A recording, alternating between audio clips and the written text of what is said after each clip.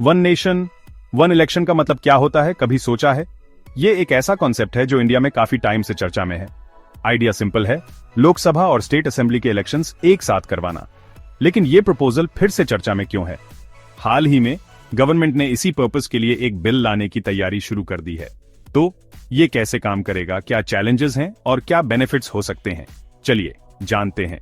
16 दिसंबर 2024 तक union cabinet ने one nation one election के लिए एक कॉन्स्टिट्यूशनल अमेंडमेंट बिल अप्रूव कर दिया है। अगर ये बिल पास हो जाता है तो इसे पार्लियामेंट के विंटर सेशन में पेश किया जा सकता है। इस आइडिया को इम्प्लीमेंट करने के लिए इंडियन कॉन्स्टिट्यूशन के कई आर्टिकल्स जैसे आर्टिकल्स 83, 85, 172, 174 और 356 में अमेंडमेंट्स करने की जरूरत है।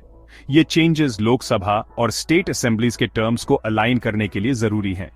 इलेक्शन कमीशन को बहुत सारे इलेक्ट्रॉनिक वोटिंग मशीन्स और voter verifiable paper audit trails की जरूरत होगी, जिन्हें डेवलप और टेस्ट करने में सालों लग सकते हैं। साथ ही इस अमेंडमेंट को कम से कम आधे स्टेट लेजिस्लेचर से अप्रूवल मिलना जरूरी है। अब पोटेंशियल बेनिफिट्स की बात करते हैं। सबसे पहले इससे इलेक्शन कॉस्ट्स बहुत कम हो सकते हैं।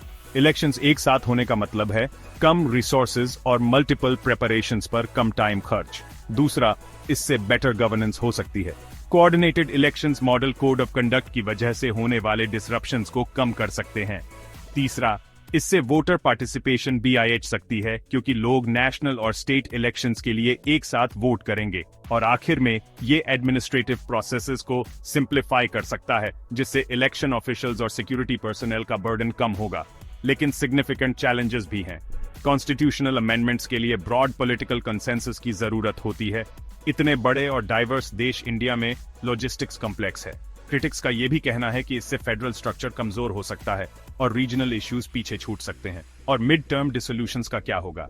इलेक्शन साइकिल्स को सिंक्रोनाइज्ड रखना ट्रिकी हो सकता है। सपोर्टर्स मेनली बीजेपी से इसे डेमोक्रेसी को स्ट्रेंथन करने और कॉस्ट्स कम करने के स्टेप के रूप में देखते हैं, लेकिन ऑपोजिशन पार्टीज इसकी प्रैक्टिकलिटी और इंडिया के फेडरल फ्रेमवर्क पर इम्पैक्ट को लेकर कंसर्न है। कंक्लूजन में, one nation one election electoral process को स्ट्रीमलाइन कर सकता है और कॉस्ट सेव कर सकता है, लेकिन इसे इम्प्लीमेंट करने के लिए काफी टाइम, रिसोर्सेज और कंसेंसस की जरूरत है। क्या ये डेमोक्रेटिक प्रोसेस को ट्रूली बेनिफिट करेगा? ये तो टाइम ही बताएगा। देखने के लिए धन्यवाद। लाइक, शेयर और सब्सक्राइब करना न भूलें और अपडेट्स पाते रहें।